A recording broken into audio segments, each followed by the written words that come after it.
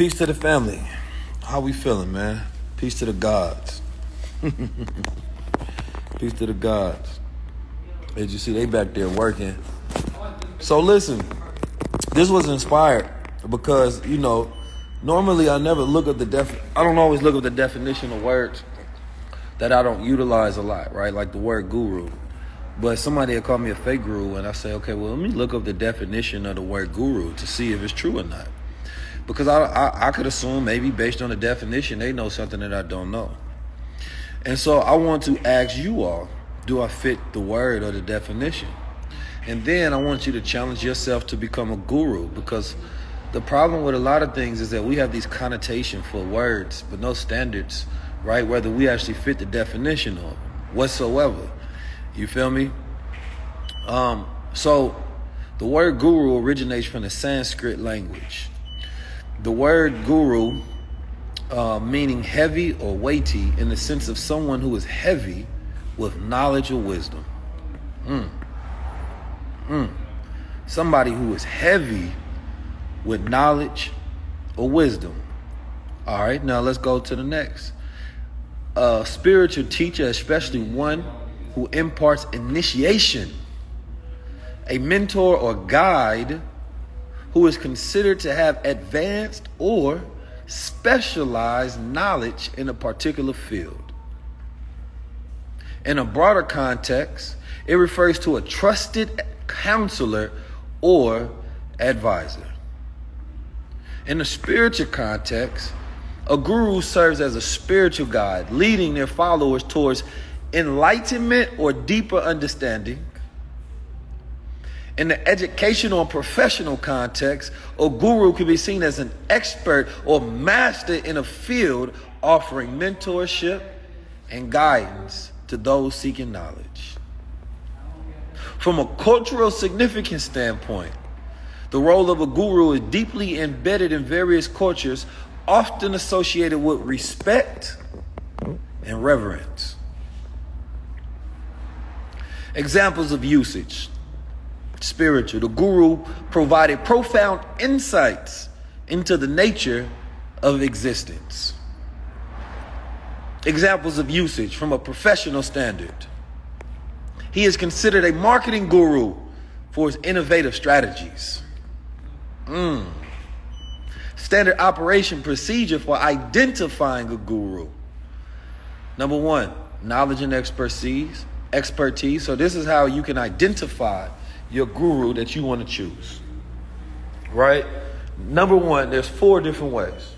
Knowledge and expertise. Verifying the depth of knowledge and expertise in a field. For me, I look at it like, all right, look at what a person actually produces so you can understand what they actually know, right? Because a lot of times we don't measure things properly based on what they produce. Right? Somebody will ask you, okay, Keys, what do you do? Well, look at what I produce. Am I not a director and a producer and the host of a #1 hit show? Do I not have a media company? What is required within that in order for that to be successful? Branding, marketing, right? What do? You are a successful speaker, right? You are a good communicator, right? This is the way you want to break down looking at anybody. Look at their gifts, talents, and skills. If you want to understand, I think people have such a false or have a lack of ability to actually recognize the true gifts and talent of people. And when there is no standard, then it's easy to call something false. But what are you calling false exactly? All right, so let's go it again. So knowledge and expertise, teaching ability, assess the ability to impart knowledge effectively. Have I not imparted knowledge effectively? Those people that I see impart knowledge effectively to me, yeah. You got knowledge and expertise, teaching ability. Number 3, ethical conduct. Ensure adherence to ethical standards and integrity. Right? Someone that you see is making sure that they have integrity in the things that they do. They're not consistently right? Trying to grift. They're not making the same mistakes over and over. That lets you know that that is a default within the character of that person that one can see as intentional. Or are they improving on their ethical standard and practice and getting better over time? All right. Reputation. Consider the individual's reputation and recognition within the community. Do the people love them? Right? Is there testimonial from the people? Does the vast majority of the people that come in contact with this person and or brand has had a positive impact? So that formula, it is knowledge, which is depth, put the breadth of knowledge, teaching ability, ethical conduct, plus community reputation. That's your guru. So gurus, and because we don't have cultural standard and or practice, and a lot of people in America are confused because you don't know what culture are you pulling from, right? Is it one that's connected? Is it one that's connected to your faith and belief, right? Is it one from your spiritual culture? Is it one from your ethnic culture? Or are you doing it based on patriotic practice of being an American? Which aspect do you even pull from? So when people misunderstand me, I get it. You come from the sucker tribe. And the sucker tribe is that you can have unintegrable practices that try to pull down reputable individuals for your gain. That's not ethical. It's weak-minded. You know what I'm saying? You don't deserve to live. So for me, my domains of expertise, number one, in my thought leadership, forward thinking perspectives, socio-economic and cultural issues, right? And unique insights and framework that challenge conventional thinking and inspire transformative change.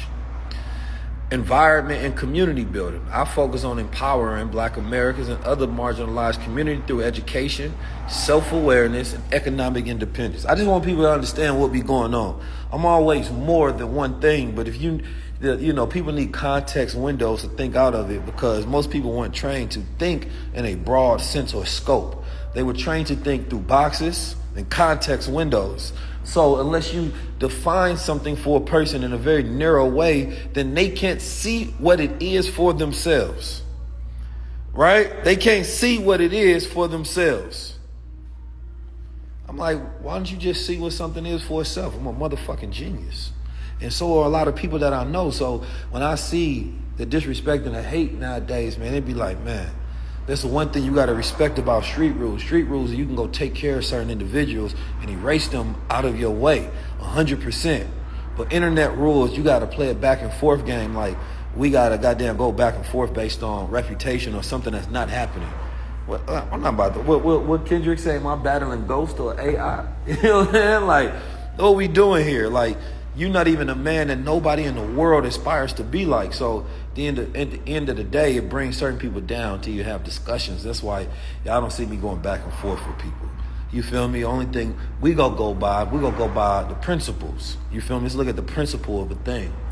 And that's how you stay God body, because you gotta ignore, you have to know what to ignore and what to give attention to, and what to address and how to address things.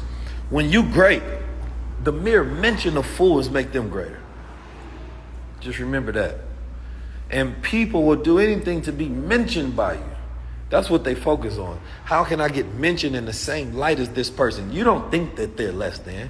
You think this is a great man. This is why you're trying to get your attention.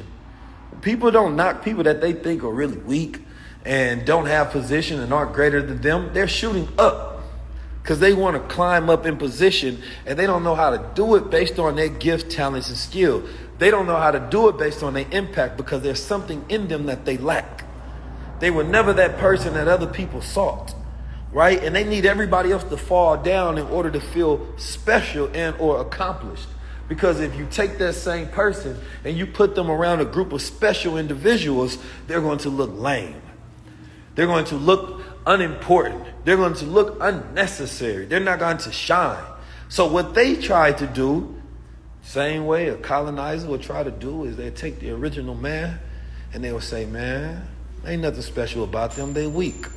They will try to deceive them to make them think they weaker, while at the same time stealing their strength, stealing their knowledge, stealing their science, stealing their talents and their skills so they can try to execute, right, and get the light that they trying to take from you.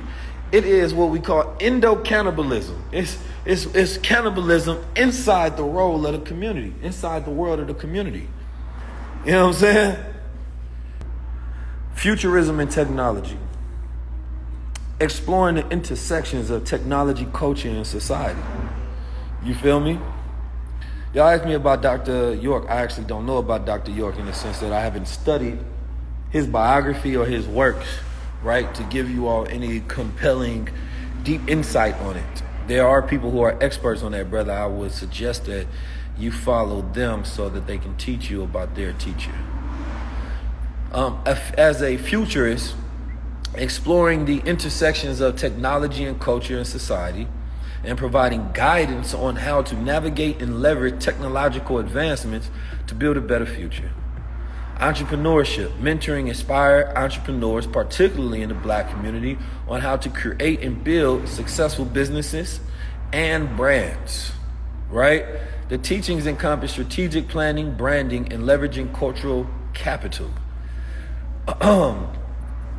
First of all, not only that, of course we have all our shows, we have all our different things, and there's so much more I can keep going on.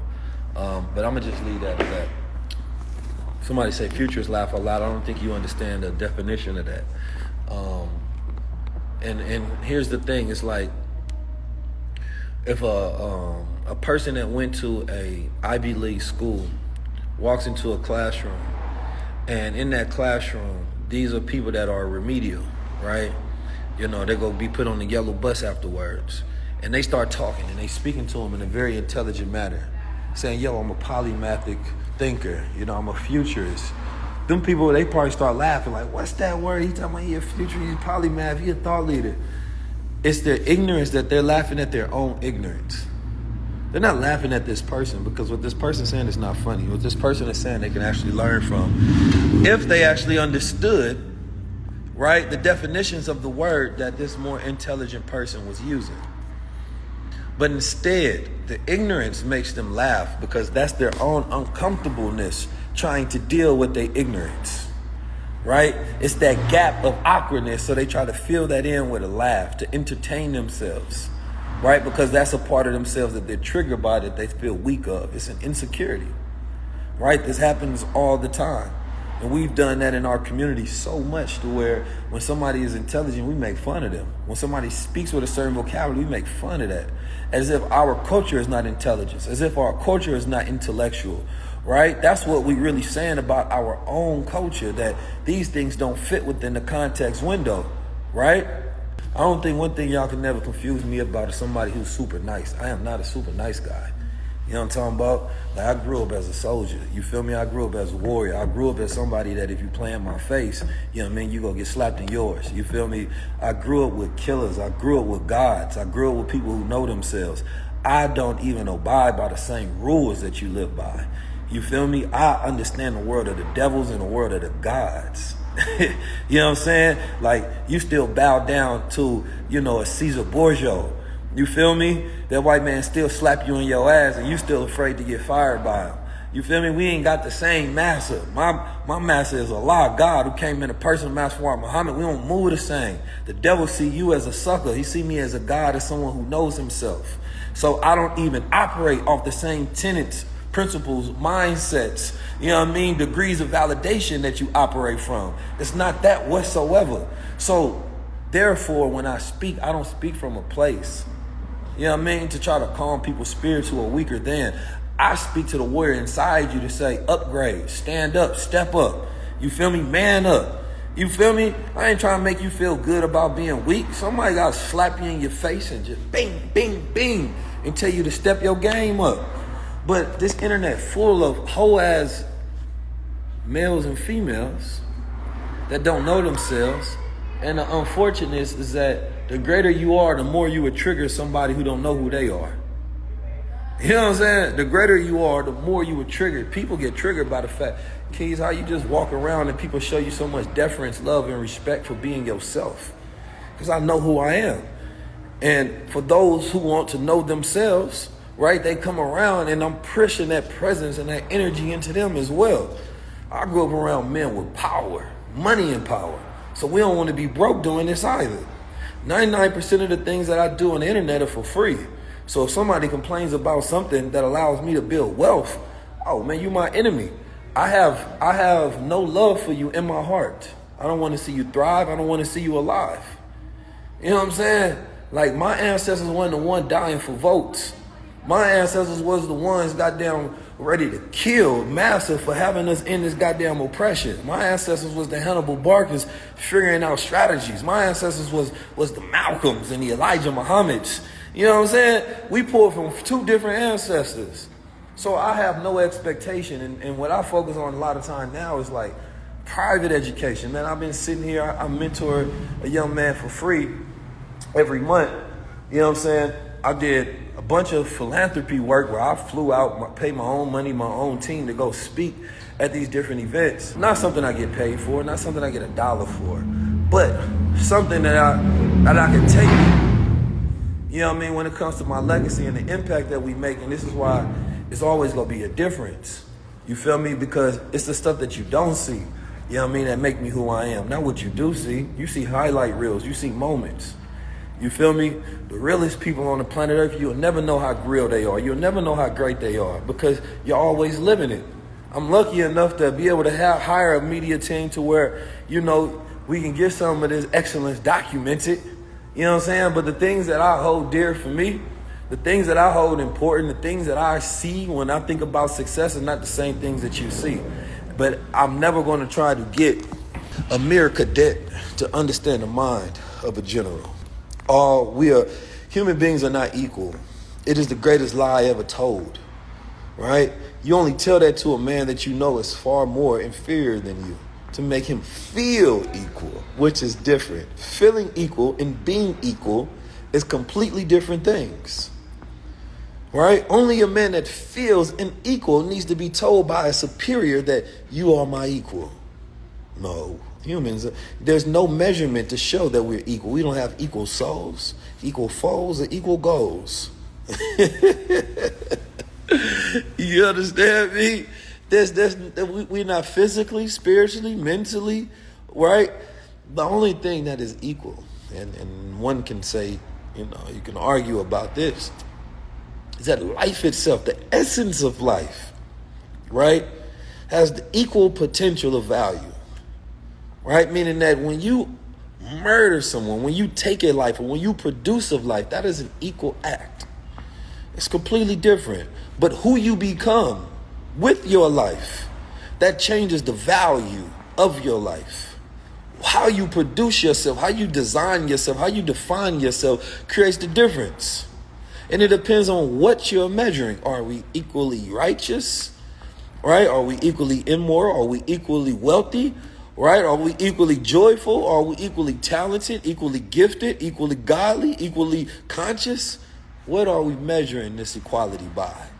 So I don't look at asking a man to treat me as an equal. No, I need to know that you know that I am superior far more. And superior knowledge does not submit to inferior knowledge. I like being around people who know that they are superior.